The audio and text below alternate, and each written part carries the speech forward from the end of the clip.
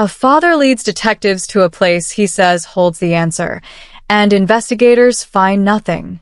If you care about following this closely, hit subscribe and turn on the bell for first-hand updates as the story develops. Jake finally broke a long silence. For weeks after the alarm was raised, Jake Haro's public voice was mostly absent. He didn't make the kinds of desperate pleas the public expects from a parent searching for a missing infant.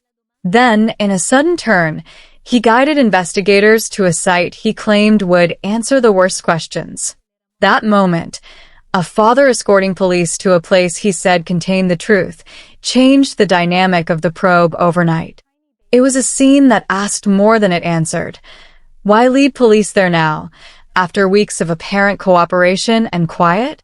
What does the timing reveal about motive, remorse, confusion, or calculation? When someone close to an investigation suddenly offers to show authorities a location of interest, it can mean several things. It can be a moment of conscience, a person finally willing to end a secret and reveal the truth. It can be a desperate attempt to salvage credibility by assisting in the search.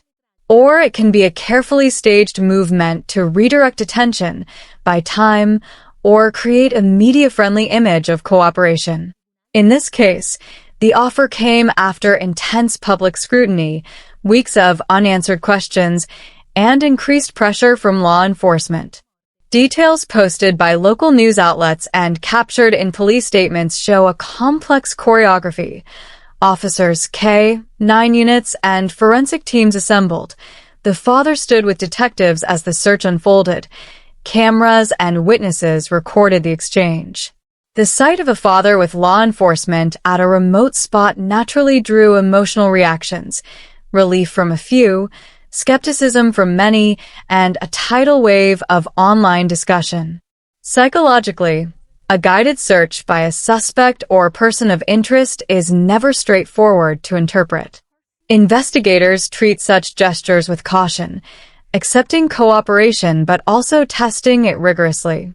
If the person is telling the truth, the site should yield verifiable evidence, items that corroborate the account, biological traces, or third-party connections that tie the location to the missing child.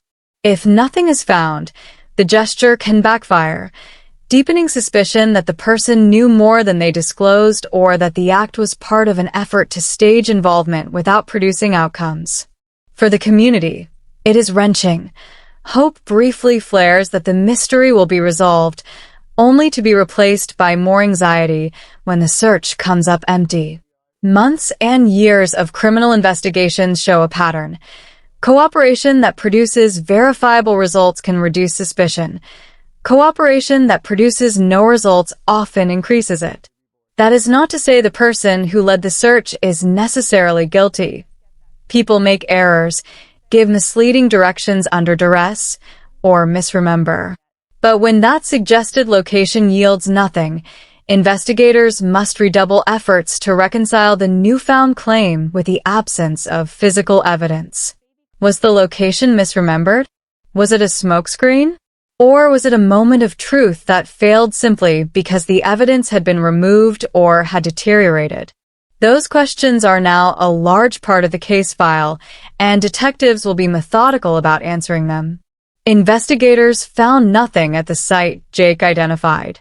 Officers, cadaver dogs, aerial teams, and forensic technicians conducted an exhaustive sweep of the area Jake revealed. They used trained detection teams, scanned the terrain by air, and combed the ground for any trace that could indicate what happened to the child. The intensive search came back without the crucial confirmation the public hoped for. No remains, no definitive physical trace of the missing baby, and no immediate evidence of what the father had suggested would be there.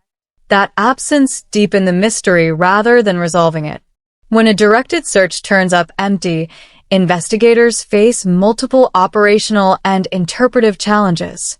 Practically, a negative search means continuing the hunt elsewhere and amplifying the use of digital forensics, witness interviews, and records analysis. Forensic teams will catalog the search methods and the negative finds just as they would a positive discovery. The lack of physical evidence does not end an inquiry, far from it, but it does change how detectives allocate resources. They may pivot to a closer review of communications, revisit timelines, re-interview acquaintances, and expand geographic sweeps to locations connected to the family's routines. A negative result also intensifies the need to secure evidence that can't be found in the field. Phone records, social media messages, surveillance footage from nearby businesses, and any items seized from relevant properties. For the public, the outcome is destabilizing. Some people interpret a failed search as proof the person who pointed police to the spot was deceptive. Others argue that absence of evidence is not evidence of absence. Perhaps the relevant material was moved, destroyed, or never placed there in the first place. The investigative reality is rarely as satisfying as the public's desire for a single dramatic moment of closure. In many serious cases, the slow accumulation of corroborating digital and physical traces, some trivial on their own, but together forming a pattern, ends up being more decisive than any single search result. Right now, detectives have more work to do in piecing together that pattern. CPS had prior involvement, but did not remove Emmanuel. Child Protective Services confirmation that they'd had prior contact with the Haro family adds a critical layer to the investigation. CPS involvement can range from a welfare check to full investigations of alleged neglect or abuse. Importantly, officials publicly stated that while CPS had been involved with the family in the past, they denied ever removing Emmanuel from the parents' custody. That distinction is important legally and publicly. Prior involvement can raise red flags about the risk environment in the home, but an asserted absence of removal means CPS did not have cause or legal grounds to take the child into protective custody at earlier points. This kind of confirmation intensifies scrutiny on both systemic response and family dynamics.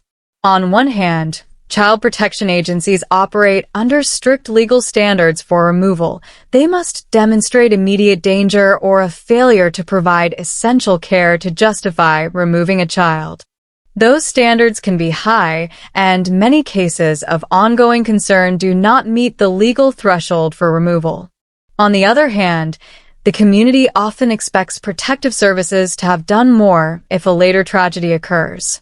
That tension fuels public debate about whether agencies acted appropriately, whether complaints were pursued adequately, and whether the system needs reform. Officials refuse to confirm whether Emmanuel is alive. In the wake of the failed search, law enforcement spokespeople have not publicly confirmed the child's status. That refusal, or inability, to say whether Emmanuel is alive or deceased sparked outrage and mistrust across the community. People want straightforward answers in a crisis, but investigators explained that confirming a child's status requires solid forensic evidence and controlled procedures. Premature statements can jeopardize the probe and affect the integrity of potential charges. Still, the public reaction is visceral. Families want reassurances and accountability, and silence from authorities often feels like evasion.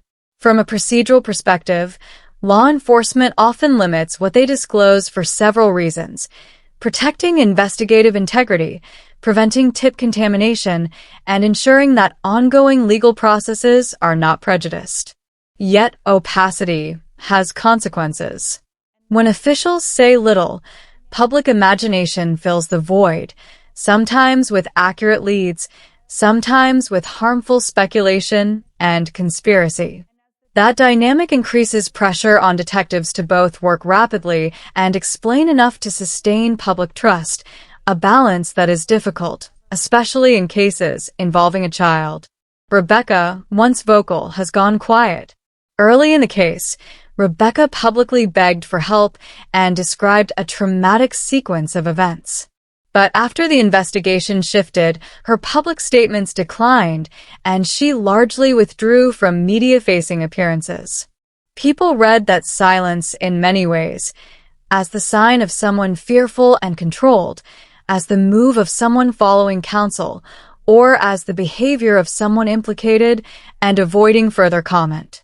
Each interpretation carries implications for how the community perceives her role and for how detectives plan their interviews and legal steps. When a key witness or family member stops speaking publicly, investigators do not assume guilt. They weigh the reasons for silence. It can reflect legal strategy. Attorneys often advise clients to stop public commentary to avoid unintended statements that later complicate defense or prosecution. It can reflect safety concerns.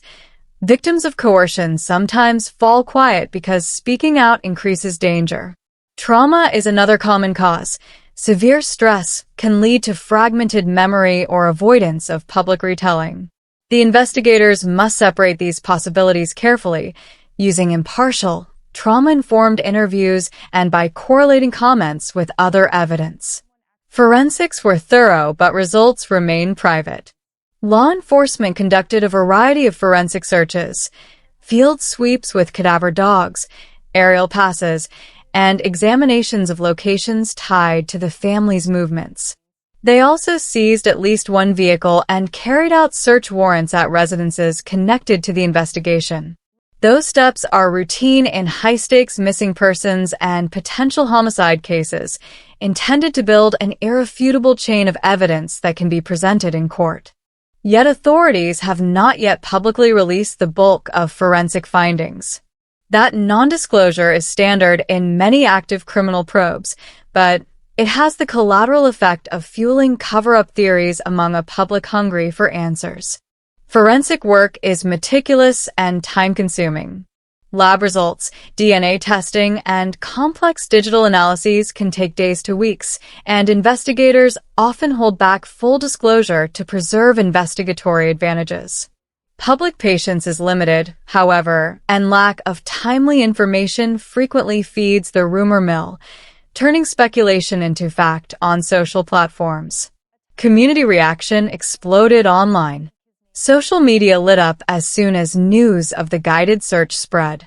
Hashtags trended, theories multiplied, and opinions split sharply. Some users expressed sympathy and hope, interpreting Jake's cooperation as a potential breakthrough. Others saw the act as manipulative, a staged attempt to appear helpful while hiding guilt. Online arguments became heated. Supporters and detractors traded accusations, and several community members urged calm and verification instead of snap judgments. The speed and intensity of online reaction made it clear how emotionally charged missing child cases are and how quickly public opinion can harden without full facts. Three main theories dominated public and investigative thought. First, that Emmanuel had been moved somewhere else, perhaps by someone who intended to hide him from authorities or to keep him out of sight. Second, that Jake staged the guided search to divert attention and appear cooperative without producing evidence, a diversion tactic. Third, that Emmanuel was alive but being hidden by someone within the household or social circle. Each theory requires different lines of proof, and each has its own investigative roadmap. Locating physical traces and witnesses for movement, searching communications and timelines for planning and diversion, and interviewing close contacts, and examining the home environment for concealment.